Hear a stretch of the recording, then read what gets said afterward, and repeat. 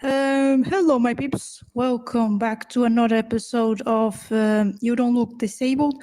Um, so this time, we actually made it. Like this is not fake. This is a new episode. We're no longer delaying this, so it's so real this time. I am so sorry. No, it's capitalist fault, not Toad's fault. It's Keep on true. Don't saying even. that. I mean, it's true, but still. I mean, don't. Yeah. So, yes, to present the theme. I was almost going to say the theme. My goodness.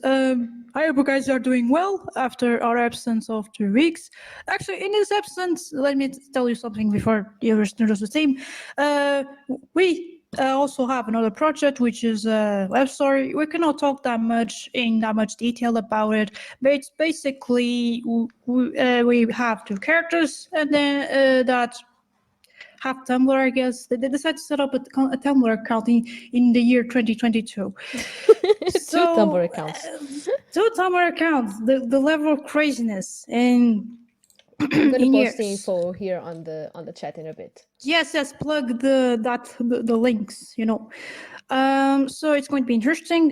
We are still working on it. We are still starting it, So feel free to follow the two characters pages and see the craziness going on there, the shenanigans, the pure chaos. Shenanigans. Sorry, I'm just trying to make So yeah, I this hope you work. guys enjoy. Okay, now you already did the thing. No, I am doing the thing. Hold on. Yes. Okay. In 3, 2, 1. Yes. There we go. Hey, Jazzcat. Hello. How are you doing? So today's theme is, as the title says, the autistic community, and we are basically here to talk about our experiences with the autistic community. And when we say autistic community, we are of course generalizing a lot, and we are going to talk about different parts of the community and actually different communities, because there is not a single autistic community, and we might also talk about other neurodivergent communities and also in other disabled communities for that matter. But the main focus will be the autistic community, and we basically are going to talk about our experiences with different parts of the community, both internationally and in our country, which is Portugal, and both IRL, I suppose, and online and on different platforms. And yeah, basically that's it. I think that's a good summary. Yeah, you did good. Okay, so I'll start, right? Yeah, sure. Okay, Please don't make me, or don't let me steal the podcast away from you again.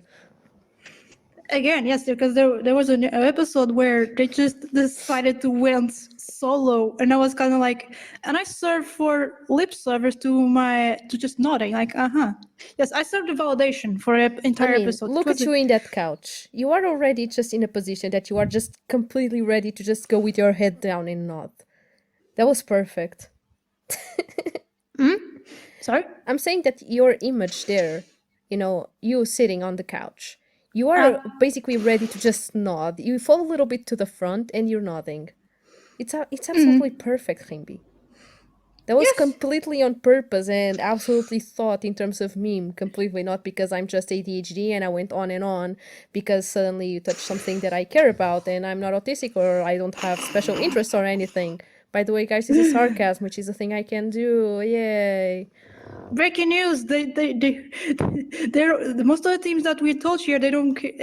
They don't care about those. They only care about ableism education. The rest of them were just Yes. burdens.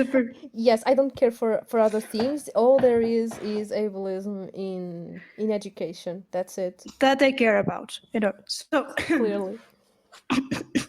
so, uh, so I think we both kind of enter, at least in the local community. I'm talking about the Portuguese community at the same time. I think because now I'm making the counts. Like, when did you get into the Portuguese autistic community? So we can get a little bit of background. I think it was the same time. I don't know. what is time? I think it was. Let me. Okay, I know time. It's just this last year was absolutely crazy. Same. Let me think. So I Okay, for met me, you last. December. It Mm, was December. it was December already, and I was Yeah. talking to you for a month before that already. I think in the Possibly, group probably. chat. I think it was November then, by It that was logic. November, and before that, I was already interacting with the community for a couple months. So I would say probably it's been a year and a half, I'd say. Yeah. With the Portuguese Uh, community specifically, because with international communities, I've been March. interacting for longer. Oh my goodness! I thought you were actually earlier than me. Okay, so yeah, Hmm. I've been there in July. Last, not this July, July It's okay. 2021. It's because I started interacting with people from the community and from the association um like soon, because I actually started interacting with the community because I was thinking about applying a couple of music projects for the community, and I thought I had a bunch of things to offer, and that I could do, a cool things for both me and other autistic people. So that's basically the main reason why I started interacting with the association. It was like I volunteer, I wanted to do stuff. So yeah. For me was because I already had a page that would talk about autism. So it was a page on Instagram. I still have it. It's in Portuguese mostly, so that's why I don't promote here. And I got to know about the association like on May, I think. It was May. It was like, yeah, 1 month after uh, it was Jesus fucking Christ, created. So, and then I joined there back on June, I think, and then I got to my contact on July. This was because it was for 2 months, for two reasons, for fuck's sake. One was because the page, and I wanted to get stories in case I was doing posts, and yes, I got some decent stories and I met some people that actually were inspiration for several posts. Second reason was I was doing a project at the time, and now it's finished, about the accessibility of healthcare services. This was very specific to autistic people, and I did that project. And yeah, I was trying to get cases in case I was going to do an empirical study. I didn't do it. That's a whole story. And yeah, those are two motives, and that's why I stayed there for a while, and also because I met some wonderful people. So yeah, that's my background. So we both have in common our own words. Issues with that community in particular. I will start to say that they are not really. I think they're not really aware in some way. Like, they're aware of political issues, and that's the thing that I start to notice back on October. Like, really honestly, like even before I met this dipshit, like I was already starting to notice. Sheesh.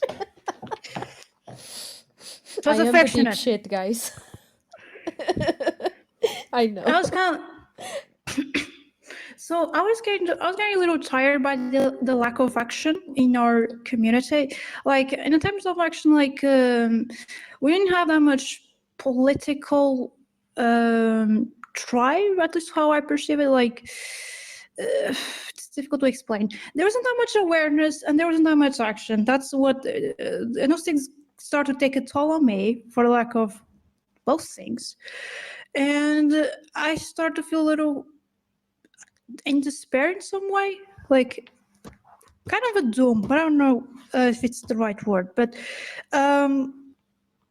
because okay, let me put this. This is getting. Listen, I lost my inner voice a while ago, so it's getting a little hard. I So getcha.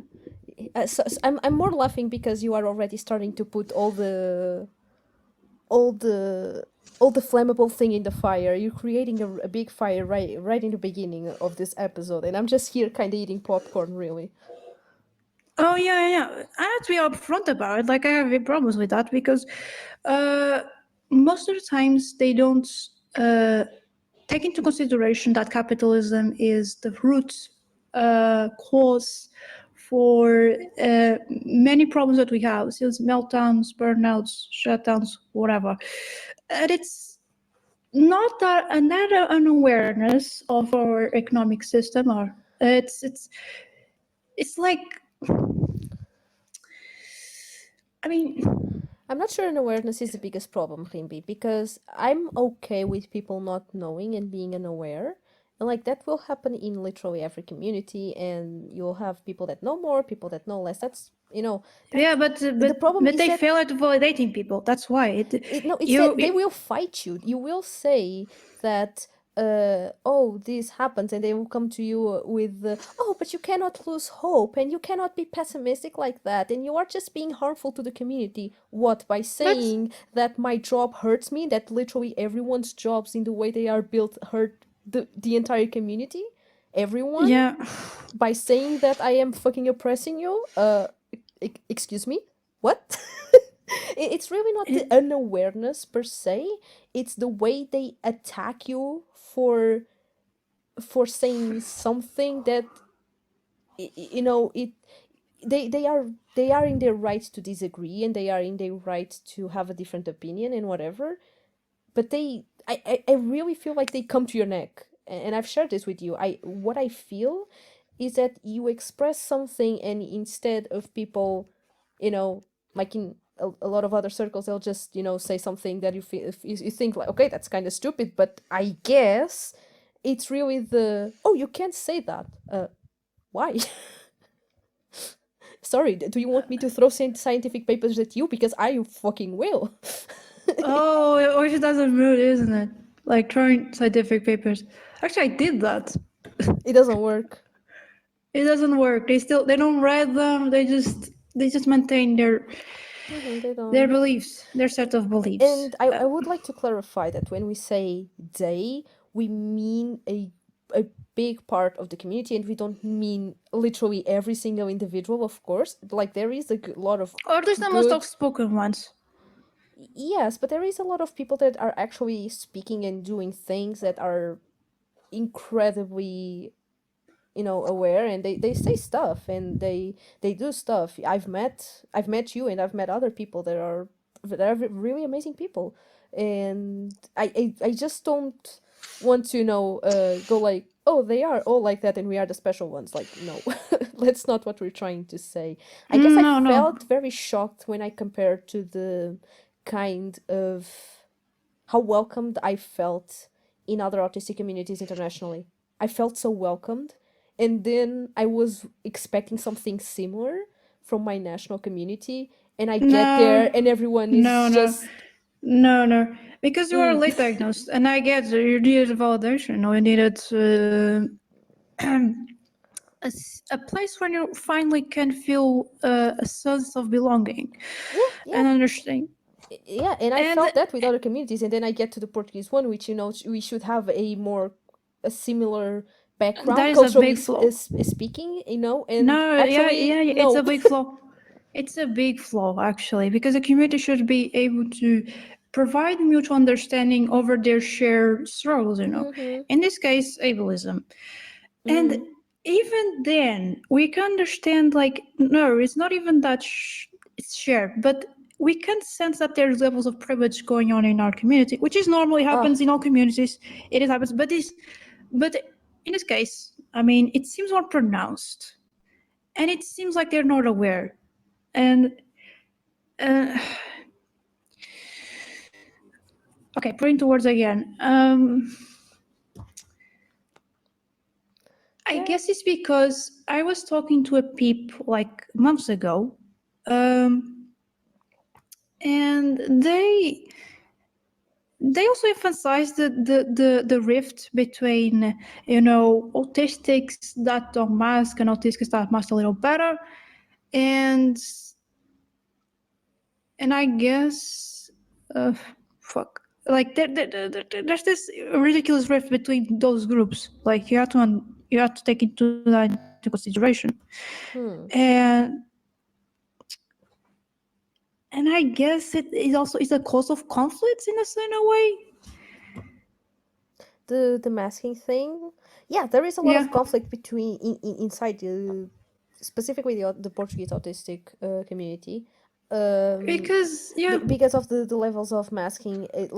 I feel like there is a lot of attacking inside the community instead of people getting together and yeah, actually the, fight for the entire because community. It's because, you should oh, you unionize. cannot talk for the entire community because you are actually inside society, and you get that all that privilege of actually belonging to the society. You don't know how our experience is, and I'm like, okay, but you don't know how my experience is as someone that cannot be recognized as fucking disabled. So what is your point? It's not just because I am talking that But I'm trying to in talk the same over you. way, You are gatekeeping. That's literally all that ends up happening, is that people gatekeep out other people's experiences instead of actually speaking and letting other people speak, because there is space for everyone in the community to speak. I think so. There should be. At least in the online community, at least the ones that are the bridge, they tend to be the ones that are more neurodivergent passing. Because then again, those that don't master well, for example, in some extent, me and other peeps, we either get spoken over by parents or by institutions, or we are not heard. Period. I know. We are just, so there's this huge rift, unnecessary rift, because we should all be heard in some. Um, we should all have the same platform to speak our struggles, and Yes, given Queenie, how but invisible we are, yeah. sorry to interrupt you, but put it this But way. given how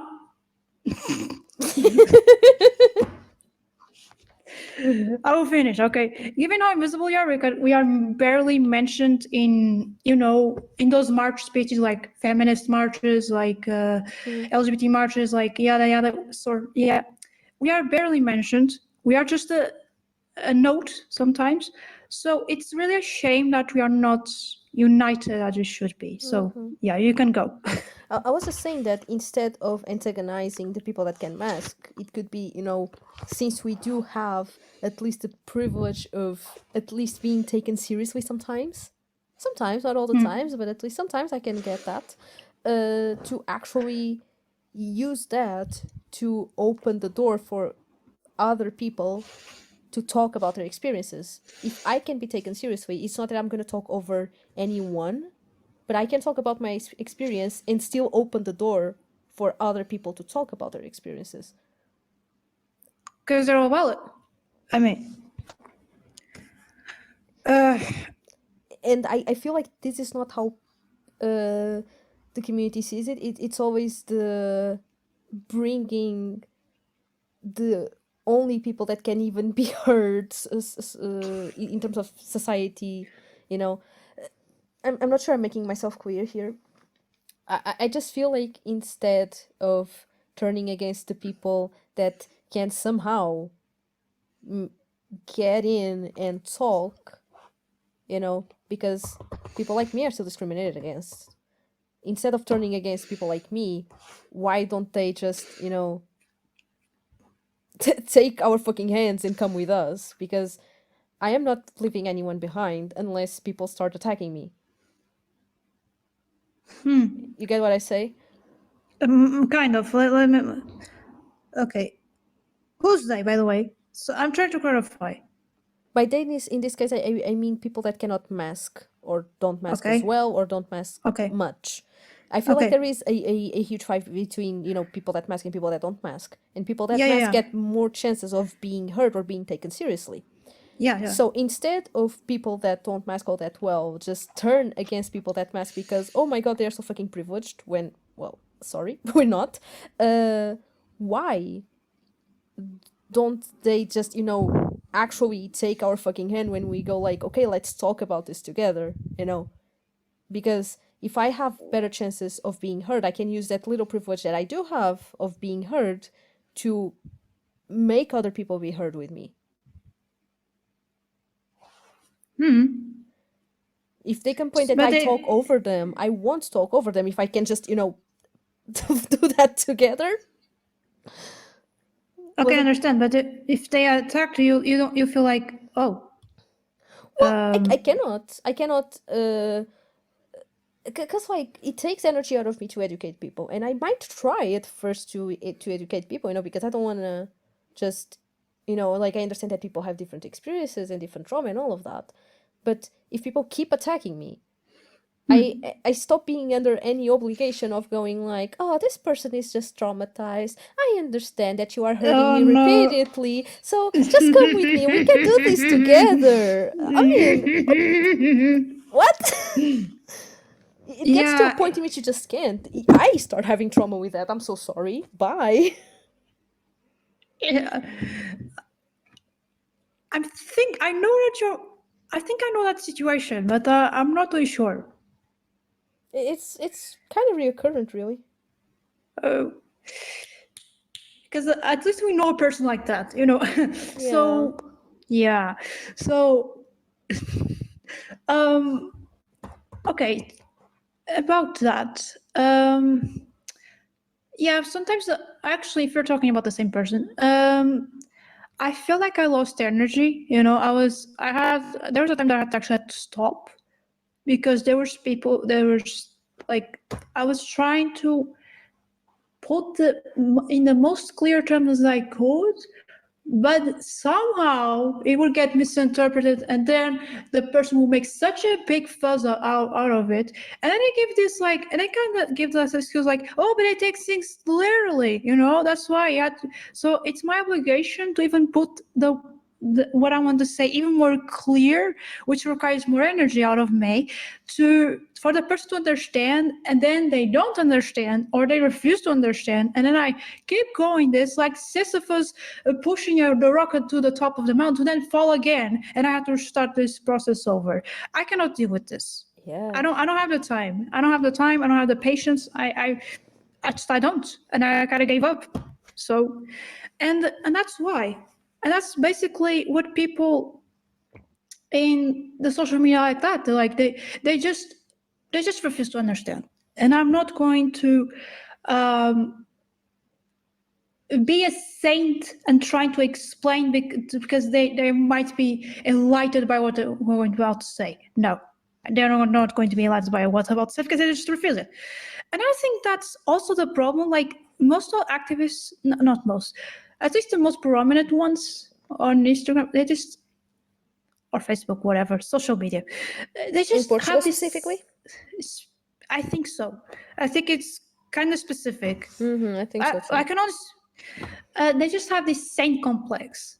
They like, and then they can enlighten everyone, you know, and that's no, you can't. And then they just go with keyboard wars with people because someone just said ableist shit, and they keep going and going and going and don't stop. They have no limits, and then they get mad, and I was kind of like, you're being miserable. You're just being miserable. I'm sorry. I'm sorry. People don't go online to at least on comment boxes. They don't go online to learn or to be corrected. They go online to validation and prove that they're right, and they will bring their point home no matter how. And it's, yeah, and it's miserable. It is absolutely miserable to see them like, but they said that was shit. I should correct them. We have to correct them. And that's like, and then it's miserable because it just, like just this week, I heard that someone like we entered to a server, and then the server was like talking shit about the leader of our movement, and they just said screenshots and then just felt about it like, what, you keep going with this. I'm not blaming you, even though, oh wait, kind of I am, but for Christ's sake, you're just to a point, it's just ridiculous. So like, you're just, every single time that someone talks shit, you're going to keep going and going and going. Man, have some, I guess, Self-love. self love, I guess. self-compassion, it's not worth it. You have to pick battles. And I mean, they could do this by their own, but no, they just flow. At least we are on the same chat. They kind of ghost the chat, and I don't say like clap. I'm just so salty because they I keep. just don't go there anymore. I basically don't go to Messenger anymore. And I Yeah, got out because they of the should. Discord server as well. I just made a very dramatic exit. I said so much drama and I just it's too much drama in such a little server and I just left the server, not gonna lie. Yeah, yeah, I yeah, just did yeah. that. I yeah. Yeah, because it's like miserable. They just post screenshots of the ableist shit that they found, and they don't even bother to even put a trigger warning, which I said like you should put a trigger warning every time that you post some shit like that. They It's just pretty ableist, yeah. and sometimes they do, sometimes they forget, and it's getting tired. Like at this point, I should just stay away from the chat because like no, I'm not here to see comments of ableist people. I already deal with too much ableism. Toad already deals with too much ableism. We all deal with too much ableism to just go in our way to just and then pick our skin to just you know self harm or something like at this point. And then people, I guess it is the main criticism to some of my fellow activists on Instagram. If you're faced with criticism, I just suggest you to not make it public. Because getting on rants like, oh, they're just too aggressive. I cannot deal with this. They're going to be aggressive, and it's not productive to fight against ableists on keyboard. It's not productive. I've been there, not going again. It's not worth it.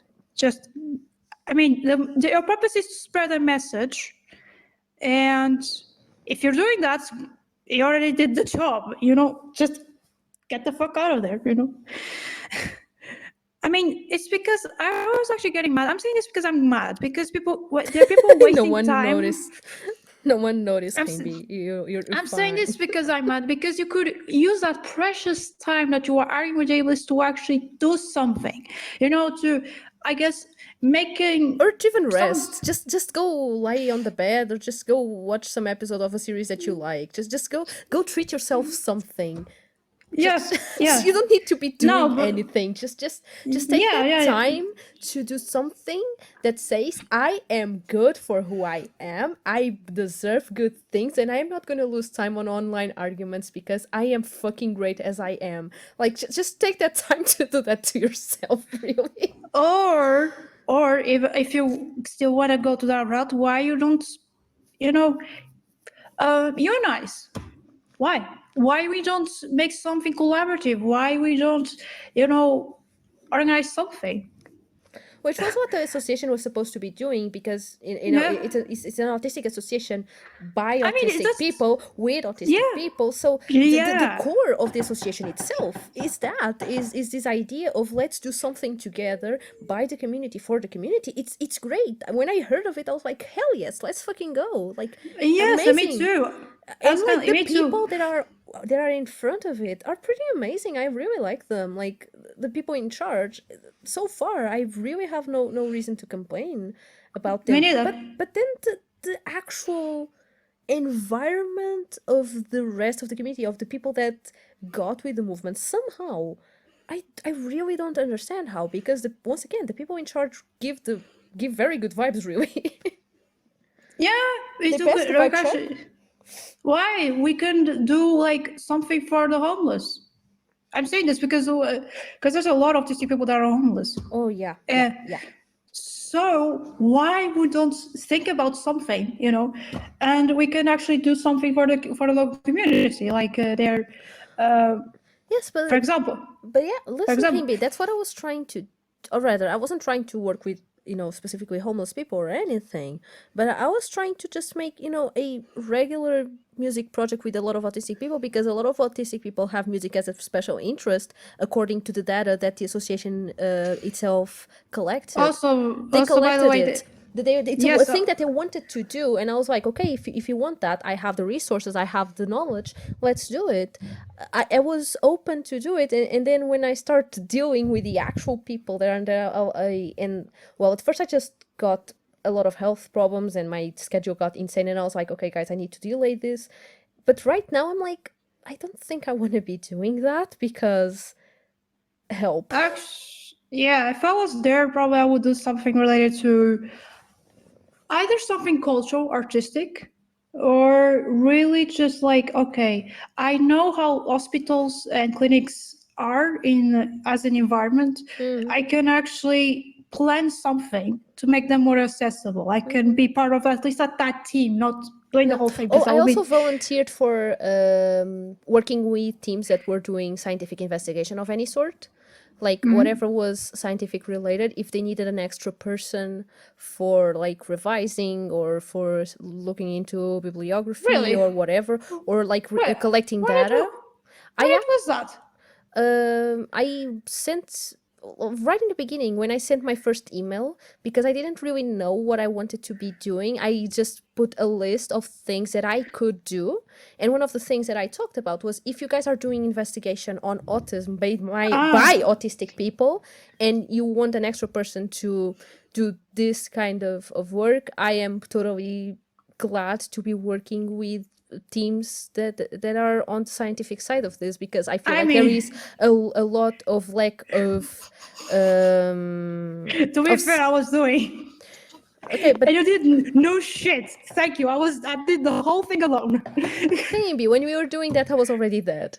Okay, but when I first Just kidding. emailed the association, I was specifically saying, like, if I feel like there is lack of lack of material made by autistic people about autism, and especially in Portugal, like, what is even that? So if you Not guys no have, existed. yes, if you guys have people on the front doing that, and if you need an extra person, I am here. I said that. And then of course, once again, I got my issues and my stuff going on, but that's actually a thing I also wanted to be doing. But So cool. I I don't really see much happening, and it's not a critique on the Because association, really. It really no, isn't. Not no, at all. because Not at all. the They're doing so much. investigation, yeah, the research is done more preeminently in UK. So Ugh, yes. there's a lot of UK of investigation done by autistic people in UK. So, but here is it not Unfortunately, existent not really. just by autistic people. Unfortunately, the UK I has been mean, having some interesting things. yeah, very, very interesting. Like, there's a lot of like interesting researchers that I appreciate, and they were actually a major inspiration for the whole project that I had, which was very interesting. The journey together. Speaking of interesting, let me just read Jazz Cat's messages here. He said, I see a lot of folks shouting each other down in ADHD communities, mostly on social media. People seem to be really quick to pile on overall manner of topics. It's an interesting thing it's an internet, thing in general, but it seems more pronounced among ADHD folks for me. So that's his experience, specifically with ADHD communities. And well, I share that I really don't have that perception on ADHD communities overall. But once again, Same. I don't have that much contact with ADHD communities when compared to autistic communities. When you are done ranting about your experience with the Portuguese community, I would then like to talk about my international experience, because I think it's a little bit more hopeful. And productive, by the way. Not necessarily. Okay, sorry, I was just eating. Oh, do you want me to? I can keep going. So yeah, way before having the experience, because oh no, I know when I contacted the association. I think it was when I got my diagnosis, so it wasn't even a year and a half ago. So it was probably in July or a little bit before that. I said it at the same time, and you just went like, no. I might have sorry. contacted them before. I mean, I can just check the email. Do you want me to check the email here on stream? I don't know. You want me to No. check the email? I will. No, Well, probably. I'll keep talking regardless. I remember when I went. It was on Autistic Day, actually. Autistic Pride Day, which probably was June. What is that? It's June 11th, right? 18th, sorry. I think it is. I don't know. It was on that time, and yeah. So it's pretty much at the same time, I guess. I'm guessing, but regardless, Oh, it was actually after. Okay, mine was after. There we go. Anyway, doesn't matter. yeah, I checked. But yeah, before that, way before I was diagnosed, I was already dealing with some communities online, but international ones. And the first one I got contact with was actually through Tumblr. It was a server that I found on Tumblr when I was just randomly reading things about autism, because I actually at the time I didn't know if I was autistic or not. And I was just, trying to find information, seeing if it made sense to me, if, that phase in which you are like, I might be autistic. It would make a lot of sense. Some things would make a lot of sense. And I found just randomly a server online, and I joined, and it's the server in which I am on until this day, and probably one of the places where you'll see me being the most active, apart from my own server and some other streamers servers. It's a server where only autistic people can enter, but you don't need a diagnosis for it. So basically, there was a little questionnaire in the beginning, and they asked if I was autistic, and I said that I didn't know, that I thought that I could be, and that I was basically trying to figure it out. And I got in the server, and I got to talk with a bunch of other autistic people, and everyone there was pretty nice. Very, very nice. I felt very welcomed. And when I entered and I was like, well, I don't know if I'm autistic or not, everyone was like, well, you're here, you're one of us. It was absolutely amazing. That's so cute. It was very welcoming. It was amazing. I really felt welcomed, and like, people there are not very responsive a lot of times. I think we all have very little spoons. And so you might vent, or you might ask something and not get answer for like a week or whatever. But usually if you ask a question, even if it takes like a week and a half, someone will eventually answer. Usually, most of the time, people will usually answer you. And if they do, they will never be rude, or they will never be judgmental, which is amazing. You can ask dumb questions. You can ask extremely dumb questions. Very dumb questions. I think it's the same server, isn't it? Yeah, it's the same server that you entered very recently. Okay, because I got diagnosed with autistic. So, yeah, I can reassure that's very chill. Actually, it's something that I miss. And that's the thing. Like, I met people there that I don't really like and that I had problems with. But in terms of community, and I think that's where the big difference is. Like, in the Portuguese community, I felt like there was a lot of good people, but that overall the community is just not there. The sense of community is non-existent. It's almost, yeah. But here in this server, I had people that like I have problems with. Like, that was drama, like outside the server, but in terms of yes, that was drama. But in terms of sense of community and people actually, uniting for a cause, and when it came to specific troubles and issues related to the disability, everyone was there. And when they were not, at least not against you ever. That was the biggest difference that I felt when I guess that's why when I joined this community and then I started realizing how it was, I felt really shocked. I was used to the sense of just entering a place and being kind of reluctant, like, guys, I don't really know if I'm autistic or not, and people being like, you're valid, That's a mood. Shut up, you are. Shut up. You Yeah, are. people just react with the valid emote to your answer and just say mood after you. And it's like you just vibe with that.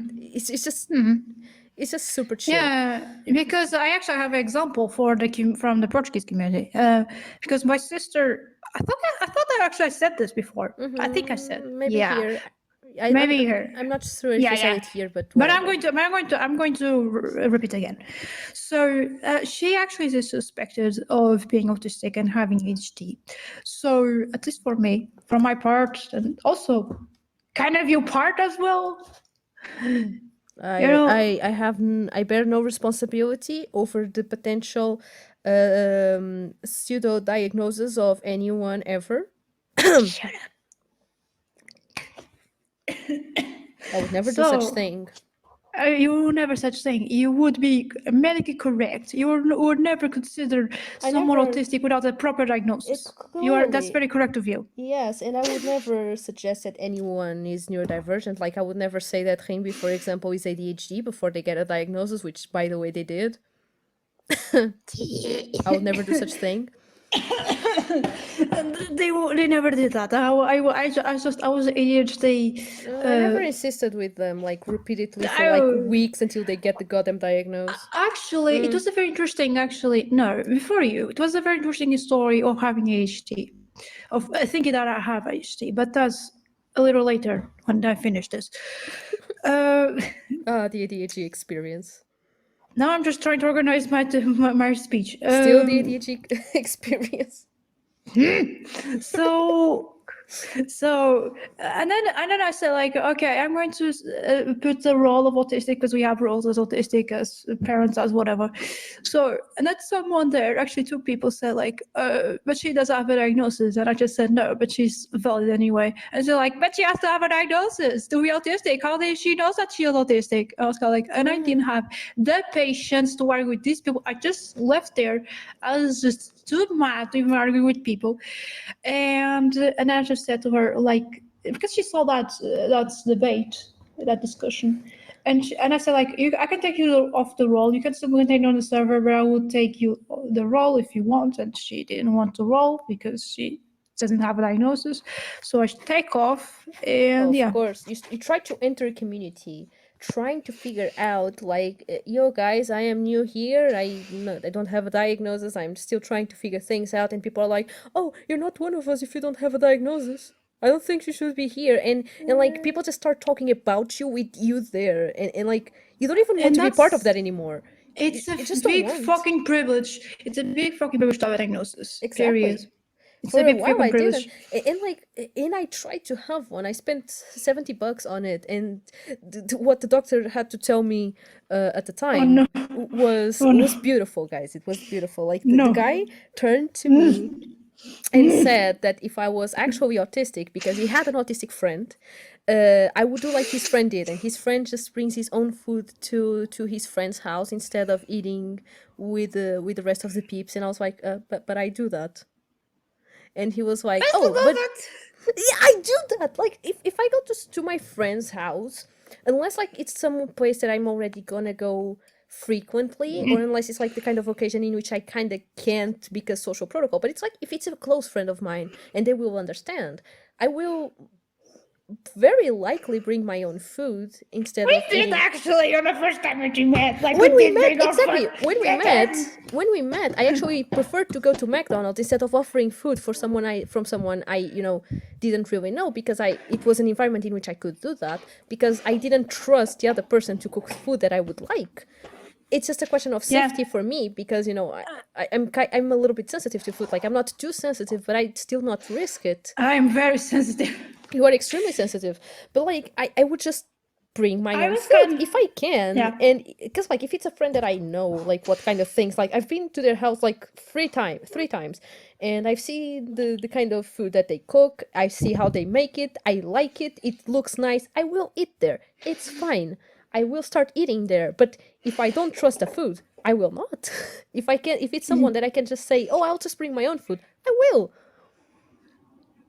Yeah, I was actually like I just bring a whole like plate of like pasta, barely no protein, just pasta. I was kind of like, but I like this. I was feeling a little bit of shame because I have a history of like people just shading on me for just eating carbs because that's the thing that I can only eat, basically. I was kind of like, I'm just going to eat the pasta because my mom also complained like, are you going to just bring pasta for a meal? I was kind of like, yes. So I just ate it. And I was kind of like, oh, but I still have this protein because I remember I still have a decency to actually put some protein there. I was kind of like, I'm not going to do it this, just eat this. I'm going to put something, some sauce on it. And I was planning to bring some barbecue sauce. I didn't have barbecue sauce. So I was kind of like, I looked at Toll and kind of like, do you have ketchup? And it said yes.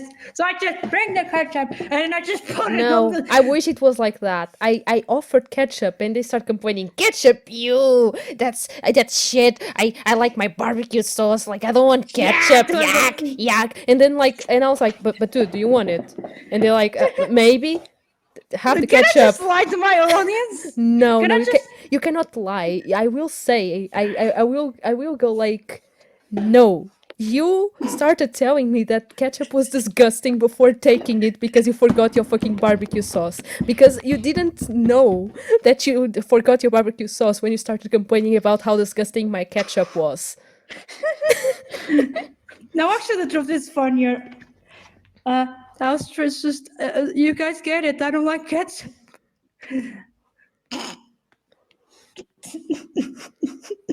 Yeah, that's how the person meets. So But I wasn't finished. yeah, Okay. please finish. So like the doctor say after I say but I do that, he was like, okay, but you don't do like that in, and starts giving me more and more circumstances, so like changing the goal, you know, in order to prove his point supposedly that I wasn't autistic. And then he starts saying like things like, oh, but you're totally normal, you can talk normally, you are here and you are acting normal. And I'm like Yeah, sure. abusing the word normal. And I was just there like, I'm so uncomfortable at being called normal this amount of times when my entire existence is people telling me that I am not. Something here feels very wrong. And I couldn't really tell what, and I was starting to go semi-verbal on the spot. And I spent $70 for that. And for a while, I was She's fucking like, Christ. yeah, I was for a while, yeah, because he She was a just psychiatrist, like he was supposedly a certificated professional, and he was supposedly. recommended for by a psychologist, and I was like, because like I still took a psychologist's recommendation for that shit. So I was like, okay, maybe I'm not autistic, or even if I am, I'm just not gonna try a diagnosis ever again, because what the fuck? You know, like you don't really have much money, and then you spend the money on that, and that's what happens. And I'm like, no, no. So I mean, it took a 70 long bucks are time. fucking. Yeah, and Yeah. then I spent 90 extra for my actual diagnosis. So like it's expensive, especially when you don't really know where to look, because you, and not just to mention the fact that, if do you have the transportation to go there, do you have the means to go there, do you have the means to talk to a professional, do you have the means to search, it's a bunch of situations, even if it doesn't necessarily just involve money. It's a lot of stuff. Are you in a condition that you can just, you know, go there on your own, or do you need to ask someone? And if you need to ask someone, do you have permission even to go? Because you need to understand that a lot of neurodivergent people are not that autonomous, and they don't have a way of standing up for themselves, like And in even family a support. contexts. Or If yes. support, do you have support if you get diagnosed? Because I'm also thinking you post the diagnosis, you need support, you need intervention, it's support, and those communities, they're supposed to give you support post diagnosis. And this is the first one you get there. It is the one that you've been talking about for the past 30 minutes or more. I don't know. Uh, it's bad. Yeah, It's bad. It's bad. you were complaining about your ADHD diagnosis in because of the trip and all. I had to go like, there, go buy your train ticket. Yeah, because I live like 70 kilometers from the clinic. Yeah, and like you could technically do online, but you were not comfortable with it. Is the person comfortable with doing online? Is the person comfortable doing in person? Does the person have the means to either of those things? Is it even possible? It's a lot of things going on. Not to It mention is. spoons. Like the Oh, amount of after time that, we I've got. procrastinate to do it. Like ah. After the trip, I was so out of spoons. Jesus fucking Christ. Yes, but when you start the task, usually, you'll get that inertia. You'll finish the task. Like you are on the train to have the appointment. You will have the appointment and you will go home. But just even getting the appointment part, going through a phone call to get the appointment, and like for me, that was one of the hardest steps. Like when I decided that okay, I'm gonna actually try again for a diagnosis, and people give me a phone number, and I'm like, oh, so now I need to call like with an actual phone and use my voice with someone that I don't know, that is on the other side of the line, that I cannot see, that I cannot know when to speak or not, because now there's this whole thing of like, I don't know when the person is going to speak or not, so I don't know when I can speak or not, because I'm not Oh, yeah. reading body language. I have that a lot of trouble with that when I'm on phone. That's why I interrupt you a lot of times sometimes. It's because sometimes I don't know that you're even going to speak. And when I don't know the people, I don't know if it's okay to just talk over them sometimes or not, and I just get very anxious. And like, So ah. I just give signs that I'm finished. I should like a whistle or something at this point. Oh, you think that I get those cues? You are very hopeful in me. Like I know I mask well, but No, boy, for me, actually, it was kind of no, it wasn't that hard. Actually, I was surprised how actually I dealt well with situation. Like I called for the first time to schedule the thing because supposedly it was on late March, but then shenanigans. I had to call again to delay not even delay, just to cancel the whole thing. And then I called like a week or 2 weeks after I sorted the thing out to just schedule again. And then yeah, it was like I had to do this several times. And to get there and such, it was kind of like I'm surprised how actually I dealt. Doesn't that? I actually had to call again to change the appointment because I managed to. Or rather, I don't know if I called the place to change the appointment or if I need to call somewhere else to change whatever I had, because I managed to put that on top, like two things on top on the same schedule, even though I was looking at my calendar. But shenanigans, ADHD shenanigans happened, and I just put two You already things at have the the same diagnosis. time. Oh, Uh, yes, when you need to call an ADHD clinic to say, so I put the things at the same time, so I change my appointment, and I'm trying to get an ADHD diagnosis. and then the other similar thing that happened to me was like when I get there to the clinic, I just forgot my ID card.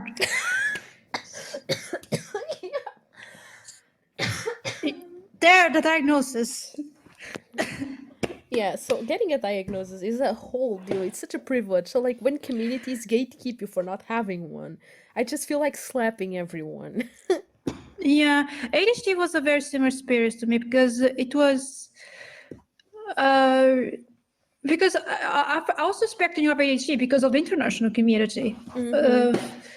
of autistic and ADHD. I was like in the year 2020, I was kind of like, I was already very deep into autistic community, and they said like, oh, ADHD is kind of a correlated condition, and I was like, okay. And I read I probably don't have it, because I can still sit still and such, but I was like looking into the traits. I was kind of like, okay, it feels a little similar to what I feel like, but I didn't felt the validation. I didn't have anyone. I didn't have a community to say like, no, you really like have ADHD. Mm-hmm. I didn't have a community. I didn't know anyone, I actually know a and very cool ADHD server as well. I didn't mention it because I'm not very active there at all. I don't know many peeps there because I don't have the energy to have one more server. But from the things I've seen yeah. there, they are also pretty chill. They're But pretty nice. listen. I didn't know about such thing as Discord servers at the time. Like Mm. that's how ancient it was for me. I see. I mean, yeah, because I don't know how it was for you, but I got a lot in touch with a lot of communities through after that Tumblr one. Like that was the first one and the one that I've stick to the most. But I did manage to also get in touch with other communities, like through several YouTubers and like people on Instagram that posted in Facebook. and like just interacting in the comment sections of a lot of places from those. And usually the people that were there were pretty nice, because those pages are usually managed by people that if someone answers with something ableist, they just block the person on the spot and delete that's comments. how you should do it, you know? Just get over. It's like they actually Yeah. build safe space for those communities, because if someone goes there in these two pieces, like some things of course people will get just warned, you know, like, yo, that's kind of rude, don't do that. But if people start being stupid, you just out. Yeah, because that's what our community is supposed to build safe spaces for someone that is still looking for an answer. Exactly. And a lot of those places were very welcoming in that sense, because if I shared my experience in those comment sections, I knew that no one would go there to be stupid, or if they did, they would be immediately fucking deleted and blocked, and people would come to my support. And that was pretty awesome. For me, I was not that active or interactive. I guess I was just lurking all the time on those pages, because first I was already very established autistic. I was kind of like, yeah, this happens, okay. Or if someone was actually complaining about, oh no, this happens, I was kind of like, yeah, it's valid, it happens to me too. Like sometimes I would reply, but that was pretty much it. Like I was not very active. I was just lurking. But listen, I learned several things that I would never learn with my previous knowledge about autism, and I'm very grateful for people that actually manage those accounts, and they provide useful information that those were major inspiration for what I was trying to do like last year. And so in regards to my Adhd diagnosis, it was very difficult to come to an answer, because nobody was, I guess, because I made several posts. I remember one post that I did on that group that was suspecting of ADHD, and I was looking for someone to say that you might have ADHD. I didn't have an answer, so I was kind of like still lost. I was mentioning several traits that could actually be suspicious. I was kind of like, yeah, should I consider diagnosis? But not, I was kind of like half joking, like I was not very serious, but at the same time, I was like looking for validation so bad. And nobody gave me a proper answer, and I just go like, okay, probably I'm just faking it. My dysfunction and procrastination is just my fault, apparently. And it took me a while. This was on October. It took me a while to actually realize that I would absolutely have ADHD. It was a while. And it took me to interact with actual ADHD people to actually get to that knowledge. That's why you need communities, to not leave people behind by a fog of, invalidation, and you're just lost. Because I was suffering because, I was trying so hard to actually do things, to start tasks and maintaining my products, and I couldn't, but I didn't know why. I was like, maybe I'm too lazy, maybe I don't put the effort as I should do. And, I didn't know why. I just wanted someone to say like, no, it's not your fault. It's your ADHD fault. Yeah. That's how you have communities. Yeah. Let me just read Jesscat's message, because it's absolutely hilarious. So it says, I have an ADHD diagnosis story. I started my series of appointments with a psychiatrist to get my diagnosis. After the first appointment, I had to organize a bunch of paperwork. By the time I got the paperwork done, with the help from a different therapist, I found I could no longer contact the original psychiatrist. Turns out he lost his medical license for sleeping with a patient, allegedly. That is a wild story. It's so wild. It's so wild. Also, Jesscat says solidarity to you. For me? Yes. Thank you. Yeah, because I mean, it's insane. Yeah, because I didn't know that. I thought it was a trait of autism to be have a little bit of dysfunction, executive dysfunction, but no, it isn't. Because it is, but it's supposed to be ADHD. And I was not taking into other consideration of the things that I have. I didn't know how impulsive I was. I was not even realizing it. It's a fun thing, actually. Yeah. It was in the video. I was very known to be lose control easily. Yeah. For me, what I So was looking in community wasn't a sense of like, it's not your fault, because, I not only in half of the things I did, people made sure to tell me that I was absolutely exceptional. And on the other half, I just learned to accept that no one can be good at everything. So I had a very good self image, in terms of where I stood. For as much as I have a self love redeem on my stream because people insisted me to have one. It's not. It doesn't really. When I say something like, "Oh, I'm stupid" or whatever. Like, I know I probably shouldn't say that because you might start believing it, but it usually doesn't really come from a place of me actually believing any of that. Which I actually am mostly healthy when it comes to that sense, in terms of, valuing myself and all. And I'm actually sometimes scared that I get too cocky or too arrogant, which I know that sometimes I can be. uh it, it was more of a sense of like, I always had so much trouble fitting in, in all aspects. It was always super hard to just be with people and to feel like I belonged anywhere. So like, to have then the actual to have the people that should share this kind of experience telling me, you don't know how hard it is, or you have no idea, or you don't really belong here. It's pretty harsh, because it's like, if I don't belong there, where do I belong to? Sometimes I feel like I have kind of or rather, i I see myself in a lot of the things that I hear from mixed race people. no, Like, when they I say that, like, for example, people that are mixed, white and black, that they say, I am too white to be accepted by some parts of the black community, but I am not white. I don't experience the white world. And I see myself a lot in this kind of experience of like, yeah, I am yeah, yeah. not neurotypical, I do not fit, but sometimes I turn to my own community and I'm like, can I be part of it? And people are like, oh, you don't really know how hard it is or how it is like. And like, for as much as I have an appearance that puts me closer to the neurotypical world, because I can fit in, or I can give the appearance that I fit in, I do have the same struggles as you guys. I do share that Yeah, with you, and I am part of it. Why are I'm a you bit casting of me aside? I have a bit of fault here, to be honest. Oh, you were, Yeah, but you learned. You were ready to at kind least of. fucking listen. I Like, kind of I it. still had to fucking educate you, and like, okay, maybe it wasn't my responsibility, but you at least were, listening, which is more I than what I mean, can say about the rest of it.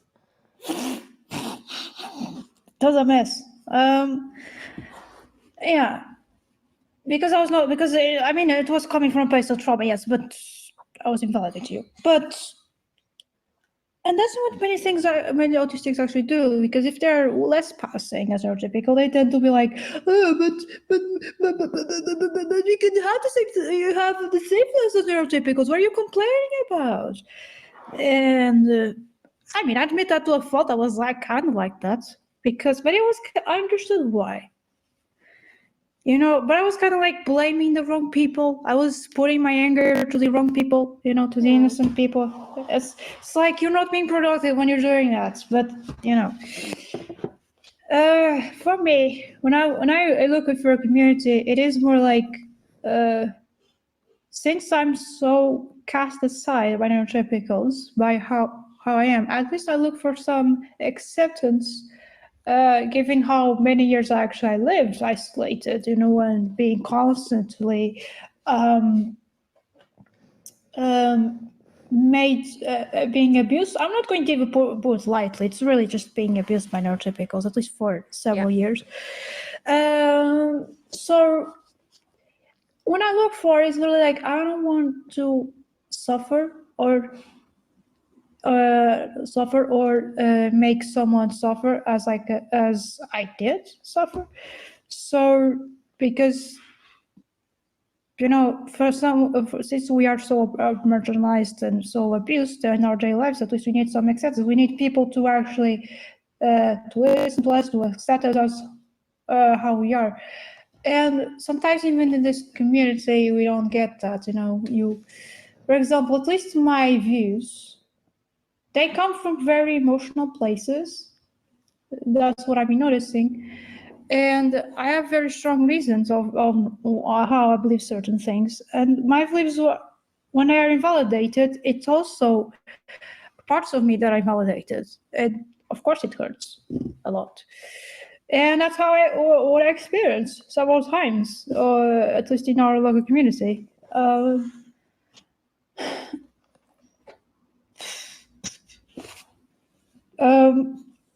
Yeah. My goodness, words again.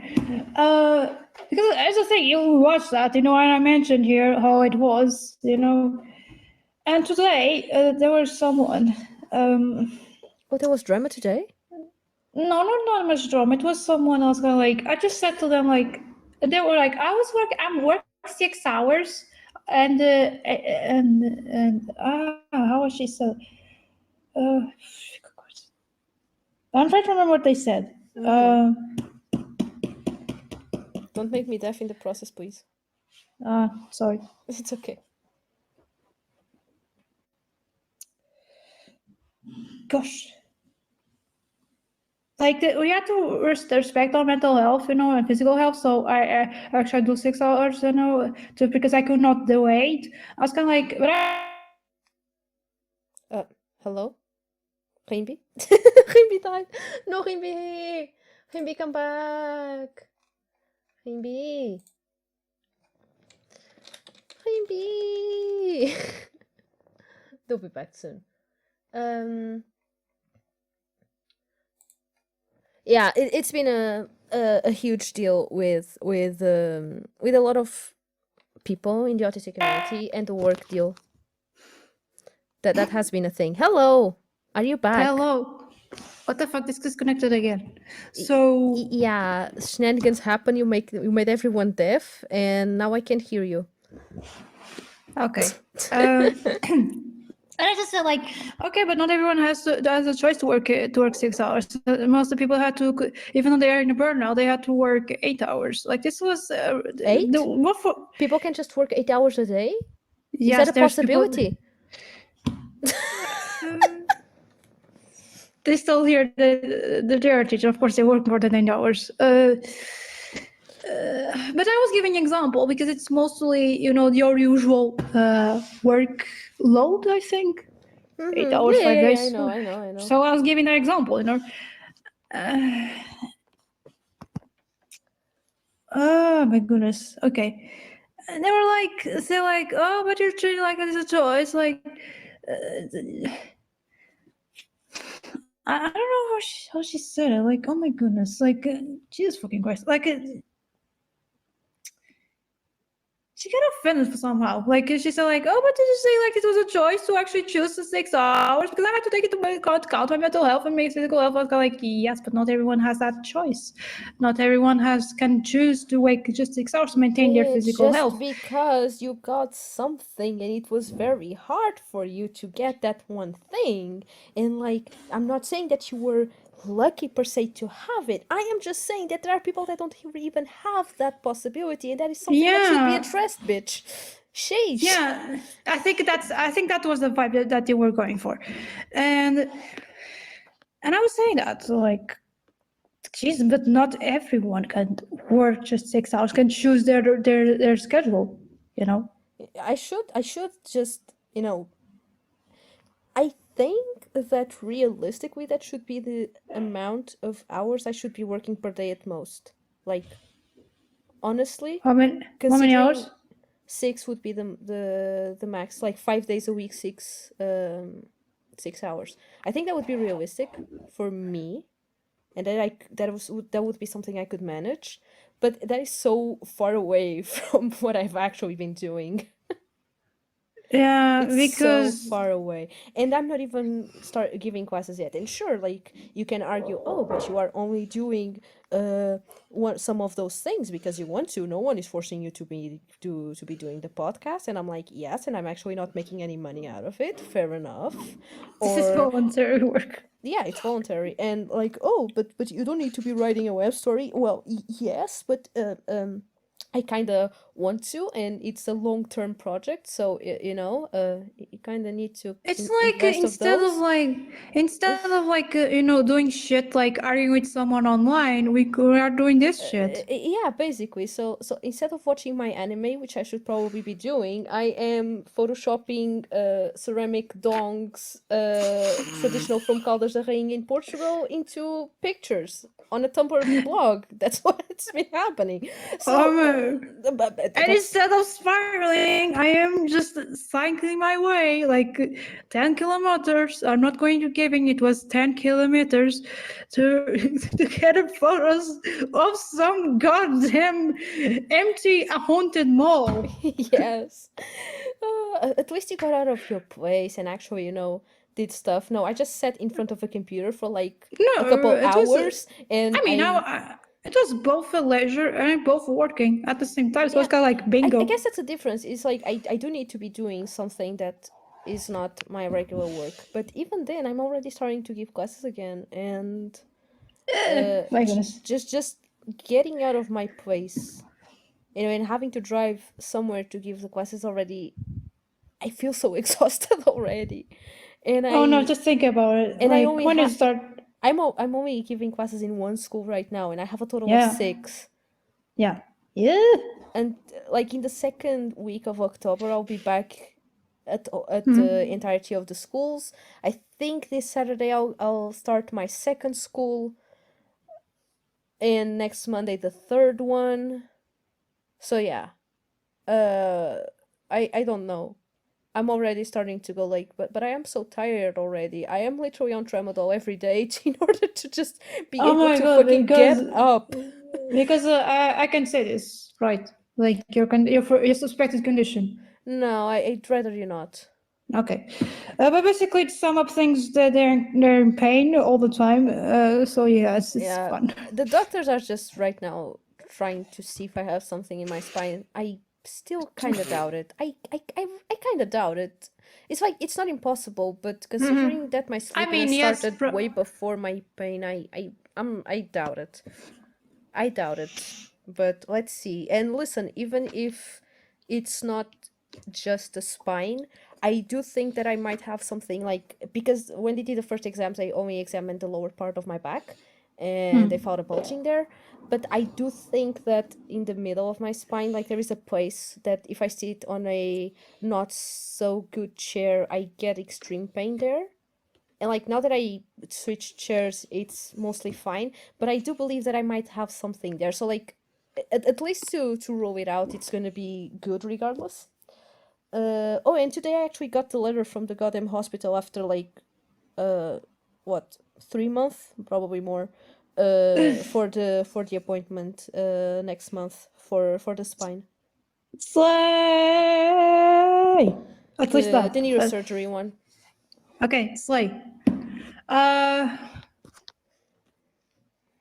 yeah. But yeah, Sorry. I mean, I do have spine problems. Don't get me wrong. Just I know that you have spine problems. I just don't think it's the cause The of spine my problem. uh of my sleepiness. Okay, so basically, here's that. And actually, chronic pain. I know, guys, it's very shocking, but it's very concurrent with autism. Oh yeah, like it's very ironic because I was already suffering from chronic pain when this happened, and like there is someone that really struggles with chronic pain on that server that I was talking about in the autism one, the first one I joined, and it's a person that I actually am kind of friends with, I suppose. We sometimes talk even outside the server, and like he was sometimes talking like about when he was having especially bad pain days, and like about how he basically has pain in his body every single day of his life.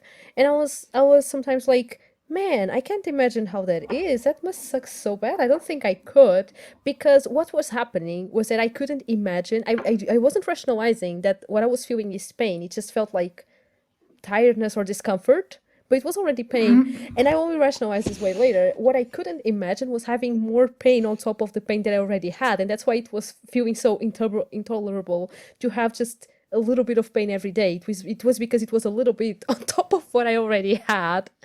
And my brain was just like no, no, no, no, no, I refuse. And that's literally what I'm living right now.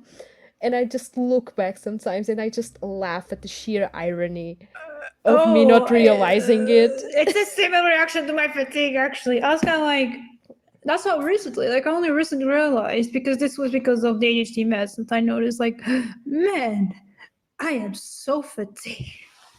Not even kidding. Sometimes I reach a level 5 out of 10 fatigue. And it's like I drag myself to go to places, not even kidding. And I was not realizing for at least a couple, for just my living. Because I was kind of like, at least for years I've been living like this, but I was not noticing because I was like always gaslighting myself, like, no, I'm not tired. I just, I had to push myself a little bit.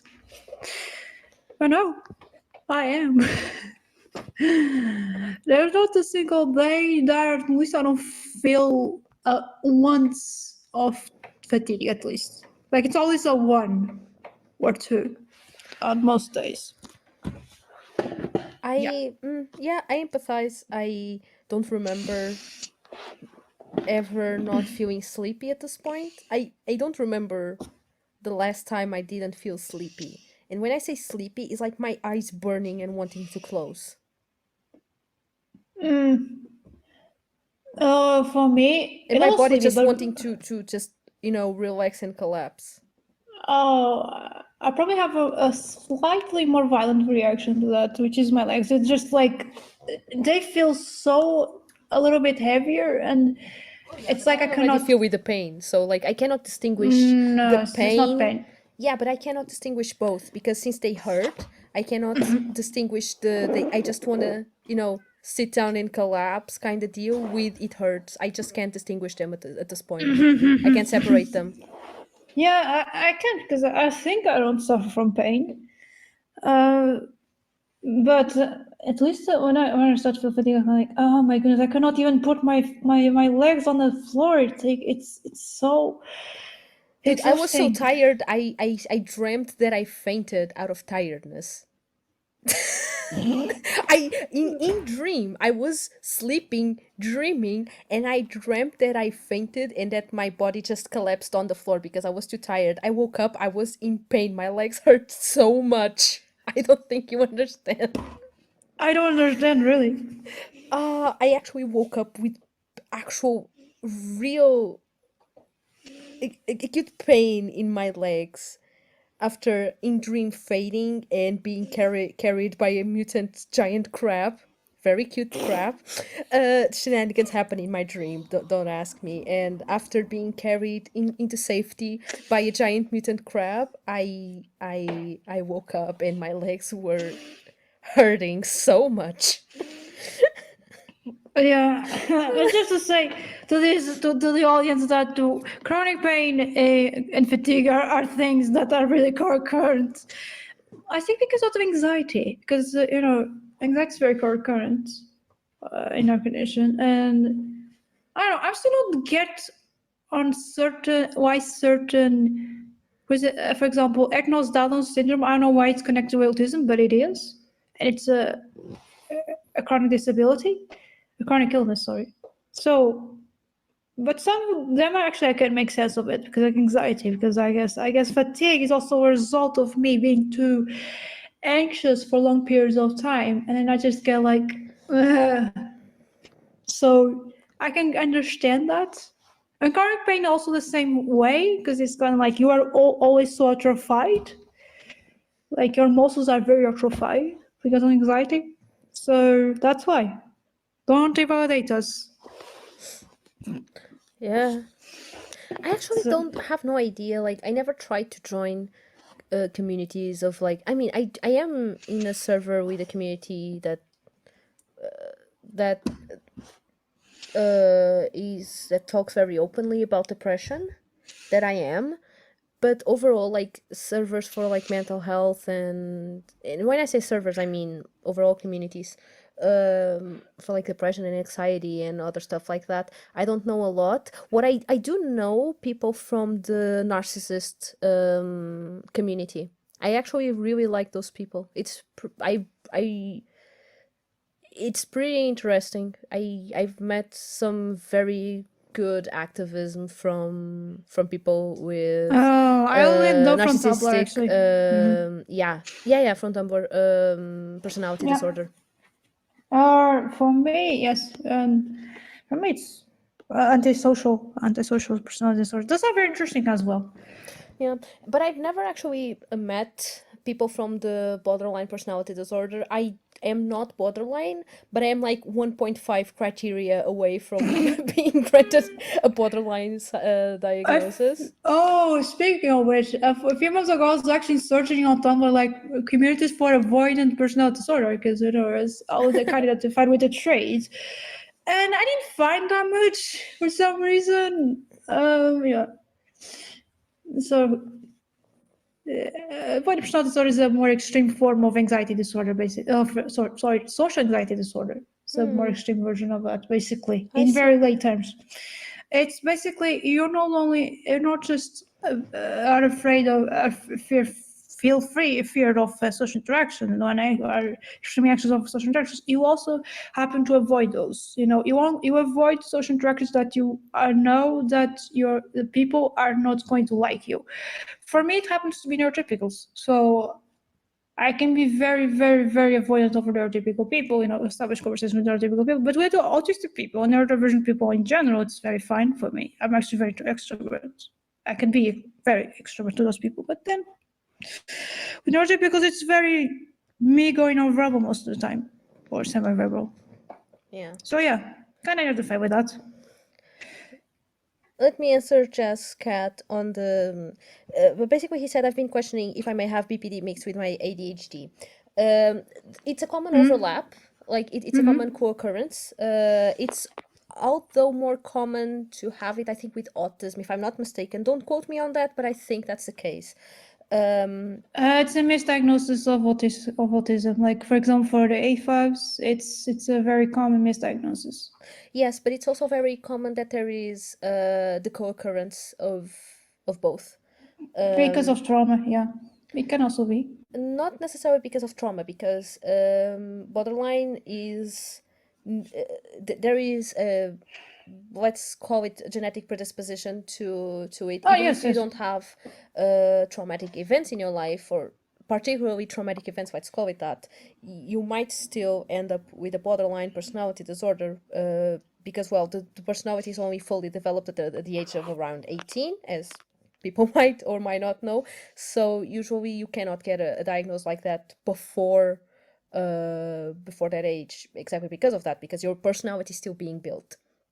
That said, in my personal case, actually my psychologist had borderline on the table for a while before me even bringing up autism or suspecting it, because she saw some traits in me that were a little bit red flaggy, in that concern. So when I started doubting, like, I'm not going to talk about the events, but I just knew of someone that was diagnosed with borderline personality disorder. In a lot of ways, that person acted and talked like some kind of toxic behaviors. I was really seeing myself in those, like, hardcore, and I started taking note of them. And I just emailed my psychologist, going like, so, can we consider this? Because something here is, something a little bit. And I got to the appointment, and she made me like this kind of interview thing. And basically, the things that she tried to find were related to, one, chronic feelings of void, which I've had since I'm like 11. Just this feeling of non-existence like around you that just never goes away, that no matter what you do you cannot feel it, it just exists inside of you, just this stillness, this void around you, or inside of you, however you prefer to describe it. That was the first thing. Then shifts in self-image, which apparently I do not have much, although I do have some, but it's not let's say enough to be a reason of concern. Mood swings, which I have them like crazy, and sometimes little things that should I rationally know that shouldn't be that big of a deal, they are that big of a deal, and I will make a big deal out of them, like hardcore. That one was another big one. Trying to remember, because I know there's a lot more. Oh, I can help you because also abandonment. You. Oh yeah, fear of abandonment. Be it real or imaginary, just having an irrational fear that people around you will abandon you. That is another big one. I think. And I sometimes it usually has reason to exist, at least. But I do suffer with chronic feelings of loneliness, which do not help. I must admit that they do not help. I am fucking lonely all the time. And then I don't want to talk with anyone, so it doesn't help. It's like I'm lonely, but I don't want to talk with anyone, and I'm just miserable. It's very healthy, guys. Oh, Jesus fucking Christ. What are the Actually, other things, I'm. Kimby? Oh fuck. Because it's also a shift in your. Jesus fucking Christ! I'm trying to remember. It's like you can have your opinion of a person can change. Like. It's the Also, I remember. self-image one, right? Oh no, it's also the No, other. no, It's the other one. it's all the. Yeah. Oh, it's all the one. Yeah, I guess that's those. I do get that when I really like someone and then I get angry and I just like suddenly I hate that person, and then like I just breathe in and breathe out and I'm like, no, I really really really like that person. What the fuck, dude? Oh, that happens as well for me, but I don't. It's not that frequent though, and I don't think it's really that maladaptive. So we also kind of we didn't really rule that one out, but was like, Yeah. Ish. I'm trying to remember more traits. I don't know if I can remember more traits because listen. Yeah, I used to have them more on top of my head. Now that I'm realizing that. Shit, I cannot even open. Like if I open like this, going like so. Don't you have like a PDF in front of you? Like, because I have an article here, but I cannot open it. You cannot open it. Wow. I can search on my phone. What is a phone? Phone button. Okay, because there is because I can actually talk about my suspicion about the void personality disorder. I mentioned one trait that I might have. The other traits, though, it's very poor self-image, which is basically, it still happens to be the case. It's a very. I mean, it used to be worse actually. It used to be a lot worse. Don't gonna lie. But I still have a very not very accurate self-image of me, which kind of fits. I also self-loathing thoughts and some. Oh, you are prone to self-harm. Like borderline personality disorders are prone to self-harm. Oh yeah, that was another thing from borderline. It's the self-harm tendencies, but especially from it doesn't come from being overwhelmed. Like in autism, a lot of times the self-harm comes from a sense of being overwhelmed and like melting down. But in borderline, it comes from a sense of emotional overload. When something is way too much for you to take, you might get self-harm tendencies. That was a thing that made me question my borderline, was because my self-harm tendencies did not come from the autistic meltdown. It came specifically from emotional responses. And that was when I was like, shit, what the fuck? I see. Yeah. Well, I think we also have Wayne's can have it in a different way, though. Like, it's very related to our self-loathing thoughts. It's very related, actually, because... So, because this is a very early childhood trauma-based type of disorder. That's why I can explain some things. I'm trying to remember more traits though.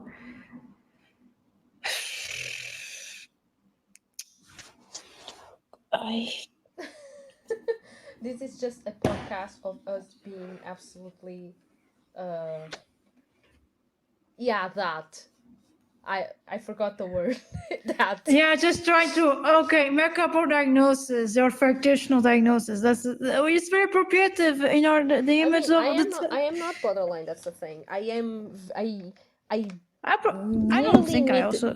I nearly meet the criteria, but yeah, it just came because I mentioned that I didn't meet anyone from the borderline It's the thing community really. because it's a thing. I also have a lot of, but then again, avoidant personality disorder has a lot of overlap with autism, so that's why it's very confusing for me. But then Sorry, the overlap between what? with autism, there's a Oh, lot with of autism. overlap with. Yeah, It's there just is. like there is a lot. I kind of like.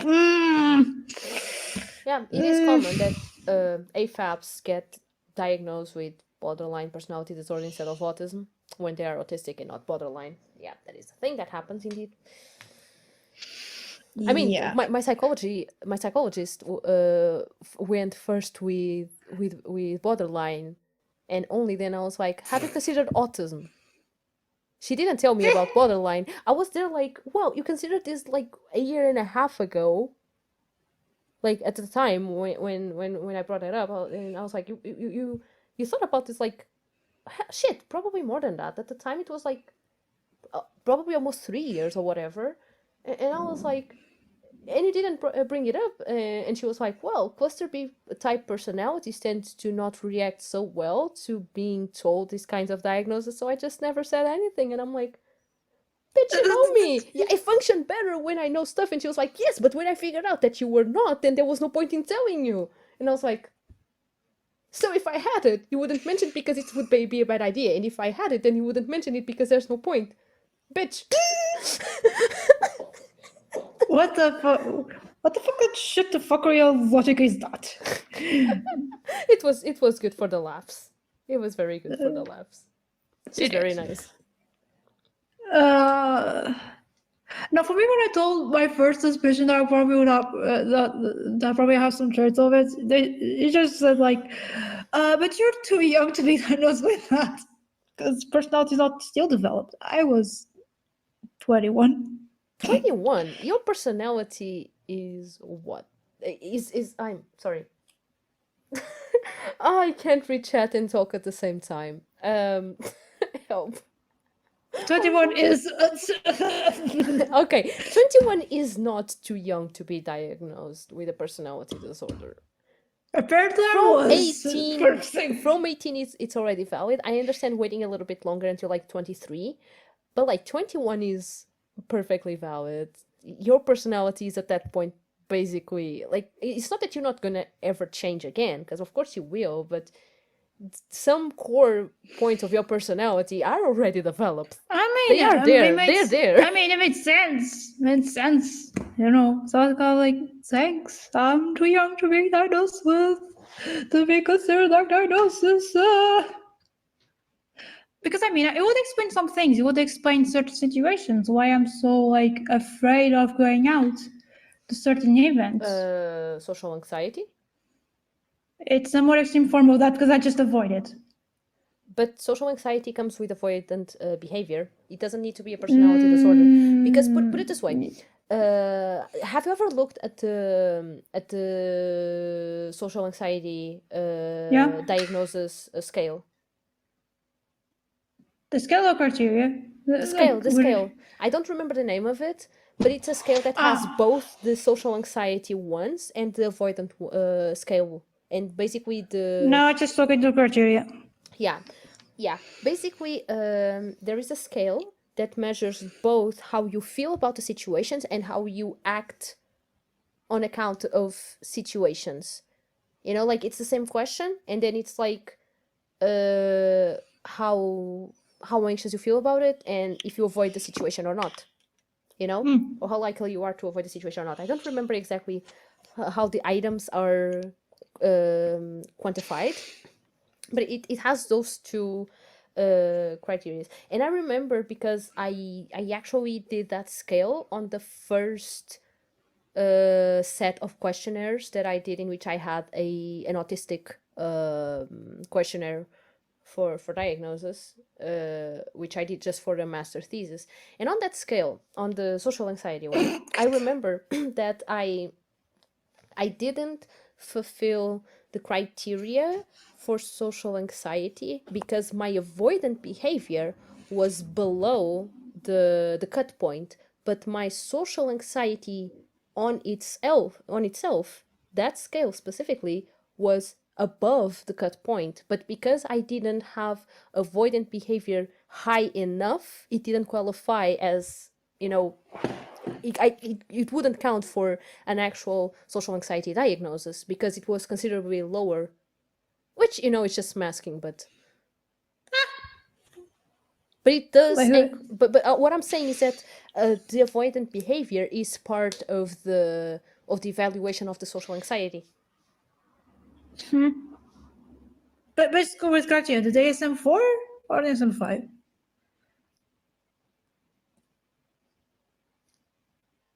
I didn't. Sorry, I was saying, like, which criteria? The DSM-5 or DSM-4? I mean, because I'm trying. Probably 5. I don't see that person using DSM-4 criteria for that. I mean, the ADHD scale is we're using with DSM-4 criteria, but the DIVA one? Yeah. Huh. He uses DSM-4, I think. I mean, but aren't they the same then on DSM-5? I actually don't know the ADHD. I don't think that they differ that much, but they use the DSM-4. Oh, interesting. I think so, if I'm not mistaken. Huh. Answering you, Jazz Cat. Yeah, it's basically because cluster B personality disorders usually tend to function better if they don't know the diagnosis, and instead what the therapist does is giving them the tools to deal with the thing, meaning that you don't tell the person, you have this issue, let's work on it. Instead, they try an approach of like giving them tools and ask them to apply them and see how that works. And when they get, better reaction out of other people, that supposedly will end up reinforcing the behavior on, behaviorism laws or whatever. So basically it tends to, on average, be a better approach for people that end up being diagnosed with a cluster B condition, from what I gathered, than just telling them the diagnosis, because then they tend to be very defensive about it and be harder to change. This doesn't mean that will be the case for everyone. And of course, she was still evaluating. So if it was the case that I would be ended up being diagnosed with it, and she realized that it was easier in my particular case to just tell me and work from there, then she would definitely do it. She's not the kind of person to, be very stubborn about it and just do it because it's supposed to be done that way. But I still found it quite funny that it was really a question of like, well, while I was still deciding if you were or not, I wouldn't be telling you because, well, as a norm, I just don't do it at first and evaluate. And since you weren't, then I just didn't bring it up because I didn't think it was relevant or that it would be helpful to you. So, it was more like that. And yeah, we are pretty much the same guy. Hell yes, we are pretty much the same guy. Me and Jasket are now the same person, Rimbi. You gotta deal with that. Oh no. I'm dealing with two people at the same time. I now have cat ears on top of my toad hat. Oh no, this is too much for my social anxiety. I'm dealing with two people at the same time. Okay. So. You already were. I was already a system. I already have sound living inside of me. That's my web story character. Yes, that they are very. That they have. It's already 3 then. It's already 3. Oh my goodness, this is scary. I'm trying to cope here. Just kidding. Okay, we have to go back to the topic because we kind of like ADHD out of the fucking topic. But that's that's literally every single episode. I don't know what you're talking about. Oh no, we got away from the topic. The topic. That Here's the happens topic. literally every single time. I Except mean, if yes. it's ableism in education, in which I'll just steal the stream for myself and we stay on topic because I'm gonna talk about that. Not gonna lie. Okay, so we covered the communities, like international communities and our local ones. So what should cover more? I guess I mean I'm not realized that the topic that we referred was better than now because we kind of exhausted the topic, original topic. So yeah, that's. I mean, we exhausted the autistic community, but Yeah. we didn't exhaust the disabled communities topic in the Oh sense yeah, that. I'm going to mention. Yeah. Sorry. Continue. No, I was just gonna say that I do feel better in communities in which there are disabled people, and a lot of times people with visible physical conditions. So when I say that, it's people that are visibly disabled, which I guess that because a lot of times those people suffered with direct ableism because they do look disabled. At one point, I can be a little bit physically disabled. That's what I think sometimes. Because I have bad posture. I know, but you are still perceived as mentally or even cognitively disabled, even though you're not. Yeah. That's the point. Yeah. Yeah, but yeah, it's more mentally. Yes, Yeah. like, which is awful actually. Actually, I dealt with this very recently. I guess it's when I go to these communities, I'm no longer perceived as neurotypicals perceive me, which is like, since I don't mask that well, I can be perceived as less intelligent. I think I don't know if intelligence is really the accurate word. I think goodness. I sometimes I don't know how they perceive me. Really, I really don't perceive very positive of me, but I cannot really be sure. I guess they don't perceive me as very aware. They perceive me as not very aware of things, but I'm extremely aware, and that's the pain of my existence. And because they see me like, oh, they don't make as much eye contact. They don't. Even the facial expression is not really telling about their feeling about what we are saying, or something like that. And they can see me as very unaware, but I mean, and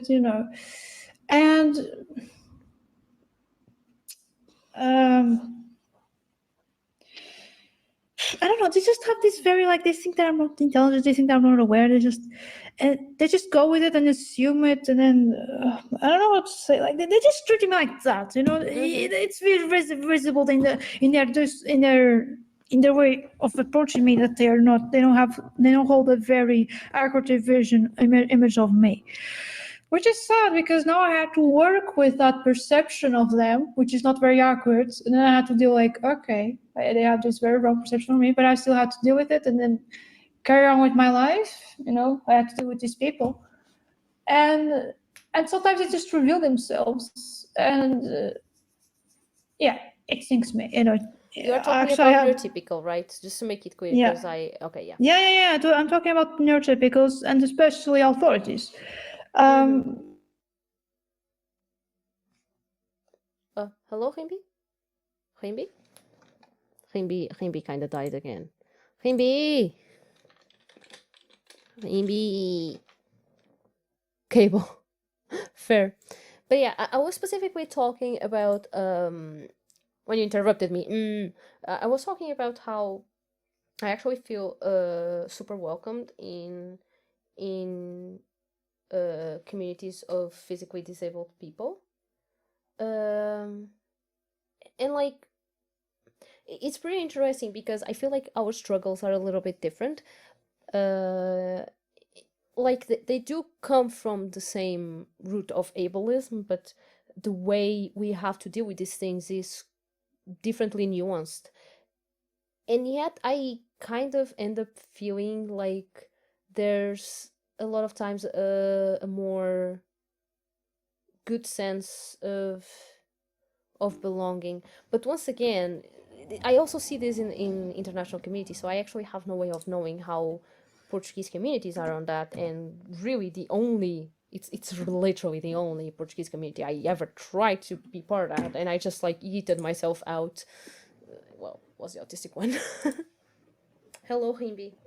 Hello, I can actually talk about how I felt about the Portuguese physical disability community because I went to an event, and yeah, there was some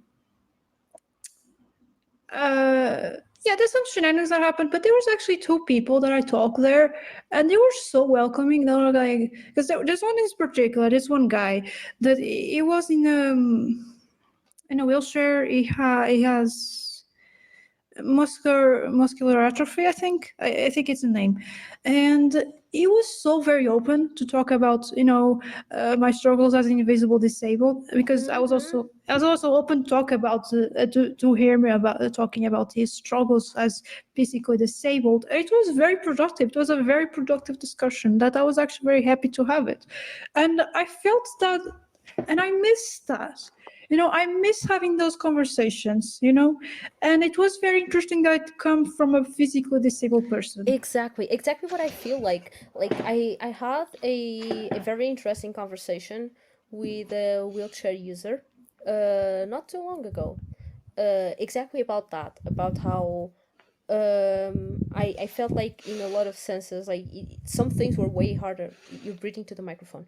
A lot of things were harder for him in terms of like direct accessibility, because there were places that he could not even enter to start with, and that for me it was more a question of like, I don't want to stay in those places because they are not welcoming for me, they are not good places for me to be at. But if I want or need to, I can go there. I technically still can, on the absolute sense, even if I, well, pragmatically won't. um and we had a very interesting discussion on how both of our disabilities affected us in the sense of being visible or invisible, and how people perceived the accessibility in both cases.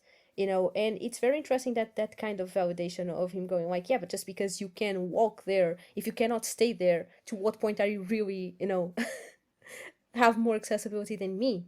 you know to what degree really are we talking about? It was very interesting, because then I tried to turn to my community here of autistic people, and they will very much dismiss this kind of conversation, or very easily will. So yeah, She is fucking crazy. kind Yeah, kind of the same it's experience, really. because uh, I don't know. I don't have an experience of being a person that can mask, that is very easily invalidated by the autistic community. So that's why sometimes it's hard to speak about feeling validated. Probably, Yeah, because I guess your experience is more like people devalue the root of your problems rather than devaluing you as a disabled person. I feel yeah. like it's a little bit less quote unquote personal, because it's still very personal. It's still very, but I guess it's not towards your entire existence. It's more towards the No, things that affect your existence, that I cannot control. that you cannot control. Yes, definitely. But with me, it's that, because like if I complain about ableism at work, people are like, "Oh, but you are able to have a work. You can work." I'm like, "Yes, but at what cost?" People will throw to my face, "Oh, but you can't even get a work. Do you know how privileged it is of you to even be able to get a work?" And I'm like, "Okay, but just because I can get that work, it doesn't mean that I can actually work, or that I should be working." You know how it's powerful, how much power you feel when you can speak for yourself in a community full of people. Because, at least in my example, because since I cannot mask well, I wouldn't easily be spoken over by my mom or my parents or some institution, speak over me. If And I that don't be like that. accidentally. Yeah, even you accidentally sometimes. Um, I'm a very like person that wants to speak for themselves. Um, because that's who I am. I want to say things as it as it with my own words, even if I curse, because that tends to happen. Uh, there's no other way to express my anger in other way. I mean, because if my anger was expressed over from some institution or from my parents, it will be sanitized. My Mm-hmm. my living experiences will be sanitized, because they never lived those experiences. I lived them. They are not raw. They're not telling the raw form as I like them to be told. So, and when you can all have a voice, when you feel like you're in a community, there's no external forces speaking over you. It's really empowering. In that sense, I'm grateful. And even here, you know. So, that's why I go out of my way to speak at events, talking shit about things. Because I've been spoken over from my life. I guess that's one reason why I interrupt everyone when I speak, is because, like, no, bitch, everyone talked over me my entire life, so now it's my time to speak. Fuck off. But also happens with me, so it's kind of you're in constant Sorry! conflict. You know. I don't do that on purpose, and I I definitely know, I don't do know, it I on a know. conscious way. I Sometimes it's know. just really sometimes it's not really a trauma response. It's just I get very enthusiastic about something I want to say, and I just Oh yeah, yeah, it's ADHD, noticeable. and I just say it. It's really just ADHD sometimes. Oh, But come I on, it's cute. Like, let me say something. Yeah. Yeah, I have something. Yes, that is very much me. But sometimes it's really the no, I want to say this thing and I'm gonna say this thing now because I've been trying to say this thing my entire life and people are now gonna listen to me. Fucking hell, I'ma say it. I also do get Yes. that. You get that here? I hope so. I get that a lot of times. Well, in my channel it's fine because when I want to say something, I'm not gonna talk over anyone. At most, I won't read one or two messages in chat, and well, sorry that one or two people that I ignore, not on purpose, but that's the I most that will mean, happen.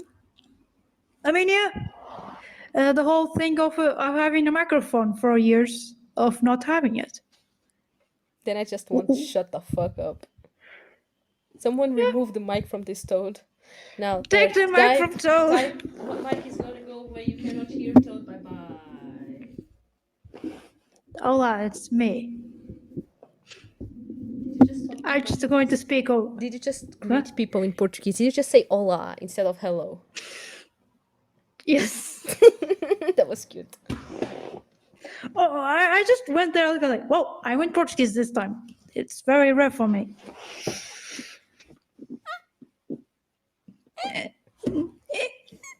Squeak. Oh, anyway, what were we talking about? What I were okay. We were talking about how more welcome we feel in physically disabled communities. I guess I'm very enthusiastic about physically disabled communities because they are not very aware of our struggles as much because we're invisible disabled. And so I get very enthusiastic, like, and I say, like, I'm going to educate you. Where is this topic of the debate? I'm going to invade the debate, and I'm going to speak for me. It's also very enthusiastic. I get very, very, very, very enthusiastic. And it's the community of Indians. It's kind of like, it's same struggle, same. I mean, not always, but I guess it's also a thing that we are kind of failing because not even physically disabled are very aware of our struggles. Not their fault, but I mean, also not ours, kind of a way. I mean, it's more like, at least in a really good community, we kind of been, I guess, speaking to the choir kind of deal. You know, we, I mean, there's some there were some appearances, at least in television, that some autistic people did, and it was very good, I guess. That I To guess share us, because like cringe Portuguese television, yikes. I like that. I like that, I guess. yeah, because I mean, it's very intentional. Because I guess, because like, but I don't like Portuguese television. It's so bad. Like guys, it's objectively bad. I wish I was, just being picky or elitist. No, no, guys. It's like it's really built in a way that the only people that are gonna watch it are undereducated. Like genuinely, that's the way it's fucking built. It's like good that we have entertainment for, you know, that is, I guess, accessible. But can we like actually have content that can, actually make those same people learn something? Because it's I mean, for there's them. RTP2. You have Okay, fair RTP2 enough. It's like the one channel. and kind of RTP1, kind of. Uh, kind of sometimes during nights. I mean, yes, but the rest of it. No, yeah, it's pretty terrible. And like you say ep2, but like when it's not passing just cartoons, which is great because me as a kid needed a lot of cartoons, and my god, it had cartoons for me. I learned so much. But like content, Yeah, other content. RTP2 has very interesting things. Actually, that's when I started to watch a lot of art house movies. It was because of RTP2, because they passed all the movies that were not all from Hollywood. So I was kind of like, I was Definitely. vibing. Yeah, Definitely. so it was. Like even in terms of cartoons, like they had some good anime shenanigans, like actually like Ghibli movies passing from time to They time, and have, like yeah, and yeah. and They have from also good documentaries. the They guy have. that did the Wolf Children, I forgot his name, Mamoru something. Like he had some movies from him as well, like very good shit going on there. Oh, I watched Uh, Spirits Away on that channel. yeah, and Mononoke passed there as well. The Boy and the Beast, like have some Yeah, very good. there was a time that they passed all the most well known Ghibli movies, which Mm-hmm. was good. I Yeah. watched Spirited Away at that time, and also they have great documentaries sometimes, and Mm-hmm. they used to have a good literature channel. Jesus fucking Christ, not channel Program. program. Uh, actually, that one, it was a guy that would used to how do you say it? Read poetry, and it was very interesting. It was like, for my 70-year-old, it was very, very, very good for me at the I time. So actually like, don't know. No. no, it used to be broadcast on Tuesday night. That I remember. I was Probably very. I was already asleep. I would go to bed very early. I didn't. I was like at 11. I was still like very Nah, depressed nah, nah, just nah. I watching was that shit. definitely asleep at that time. But yeah, like the problem is that's not where. I mean, it's not a problem. But that's not where the autistic people will go, and I guess good thing because, as you might guess, that is not the channel that gets the most audience at all. No, it isn't. Very hardly. No, no, no. It's probably the one that gets the least audience, although it's the best channel. Don't even. But Best channel. We that's stand RTP2. por isso é na RTP2. Uh, but no, people will probably be watching the morning programs with bad cooking recipes and some motivation speaker and some And whatever therapist and some tarot reading and what else? Bad and bands. a criminal retellings, but with Yes, sensationalist the types. criminal retellings. Yes, yes. That's like, so this woman was killed 4 times by his husband. No, it's not funny, but they just make domestic violence cases the most sensationalist they Oh can. my god! And then when they call just people in, and then you have like people just crying on program. Like, lady, I trust that you had like a very heartbreaking story of domestic violence, but this interview is being so cringy. Why are people asking you about your intimate life with your It's partner? I very, don't want to know, please. it's very like someone just talking about being autistic, and then the sad violin music just passes like. So I was being autistic, and I like to be autistic, and then tell it's your Jesus fucking Christ. I cannot trust this dude. The problem is that I could see it happening on Portuguese television. I could see it And actually, happening. kind of did. I think he kind of did. I mean, they were kind of Really? like. I didn't think watch the program because I know. I I cringe. I really I cringe. also cringe, but there's the peeps that actually send stuff, and I'll go like, and then it's like, yeah, yeah, yeah. And my son is autistic, he has autism, and Oh, it's he been so. has.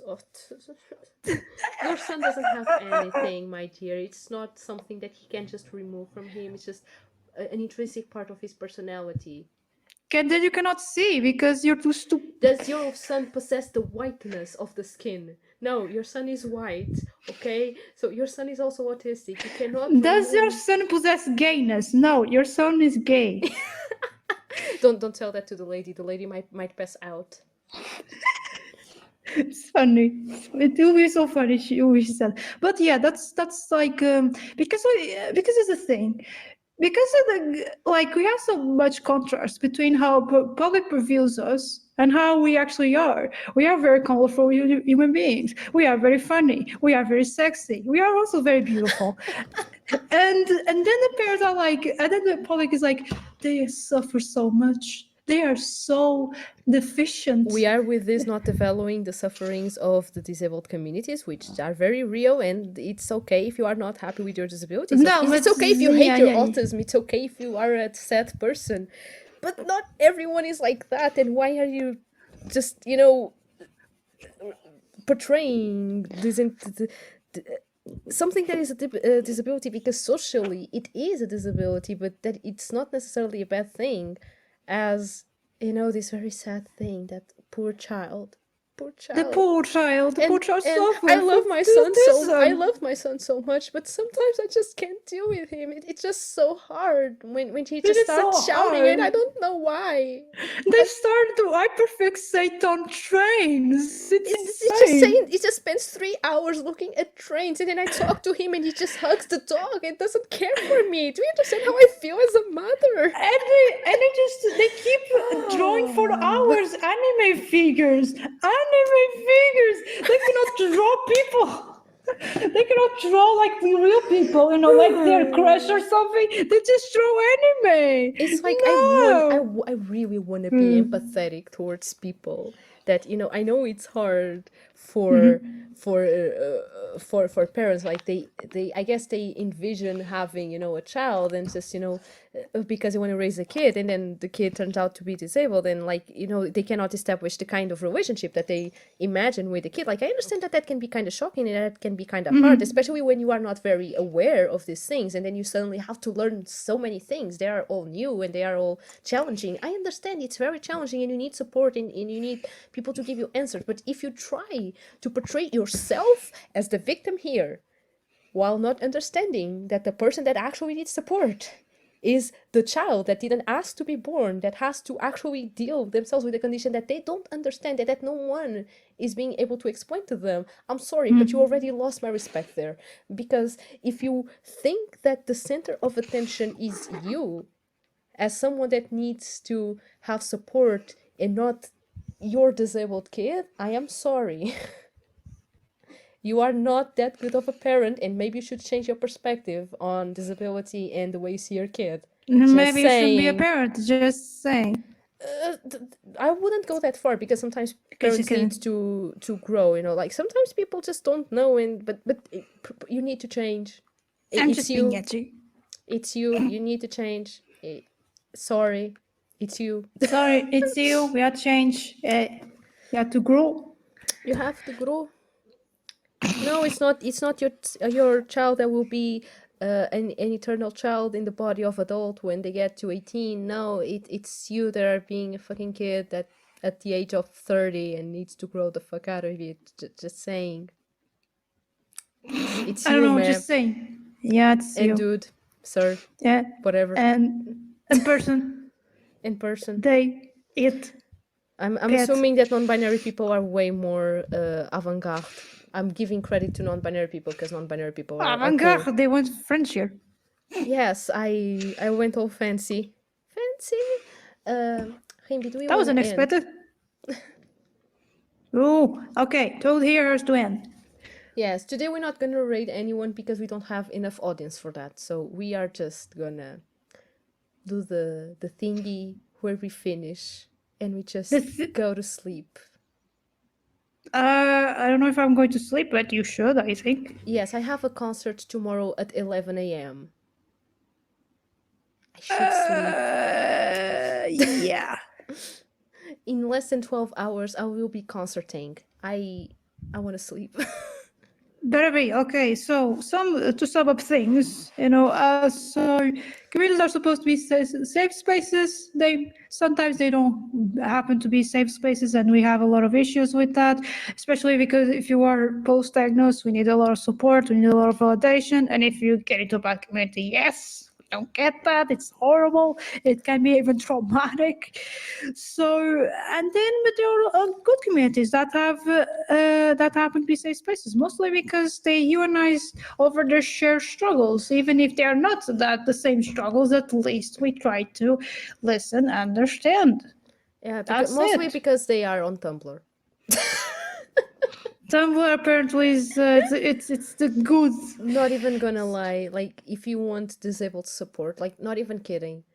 If you want disabled support, find people with the tag of your disability and find those circles. If you find a Discord server on Tumblr, probably a good place to start. That's a good tip. Don't I go on think. Twitter. That was the autistic community on Twitter is very interesting. You have good peeps, like don't get me wrong. What No, I'm saying not is bad. that No, it's not bad. I yeah. mean, it's better than Instagram. What I'm saying, if you want safe circles to start exploring your own disability, from my personal experience, it's not that everyone is a good person or that everyone has a super informed opinion. It's usually if you follow the right tags related to your disability, you will find the right content right away because there's no algorithm working. So it's people that will specifically be talking about this. And the people that are specifically talking about this are usually the people with these conditions. Sky, what are you doing awake at this hour? Oh my goodness. Sky! He appeared right on time. We were wrapping up, actually. Are you Sorry, already mate. awake or are you still awake? I mean, it's. Wait, listen, with Sky it can be either of those possibilities. I hope it's already awake. I don't know what hours there. Yeah, we were kind of So, finishing. We yeah. were just basically summing up how some I'm no Sky. How some communities are very welcoming and very good places, and some others actually will give you a very traumatic experience on your own disability, even if they are communities supposedly only made of people with the same disability as you have, particularly the autistic one.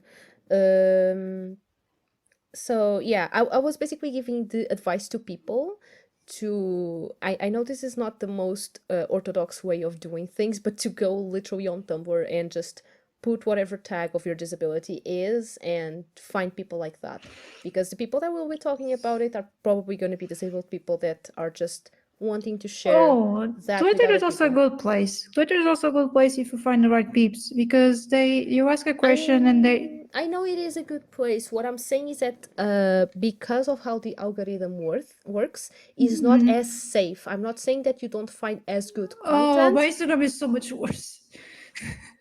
Because put it this way, on Tumblr, you only see on your main page what you follow.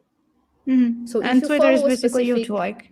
Exactly. If you follow a specific tag and a specific blog, you will see that information. If you don't follow it, you will not receive that information. On Twitter, it's just you go there and you like something, and suddenly you have like 3 tweets related to that remotely that can be safe or not. So if you want to play it safe, and if you want to have a more secured experience on it, that's what I recommend particularly. So that's kind of what I was trying to. Oh, Instagram is a hell site because Oh, hell basically, no. if you happen to follow someone, there's a chance that if they actually post something like from a parent that is a post that is kind of toxic, or like someone that actually supports ABA, it's on stories, then you get your life ruined, dude. Like it's a hell site. That's why I kind of abandoned, because it's cursed. It's just fucking cursed. I don't miss it. Yeah. Yeah, me Yeah, neither. yeah.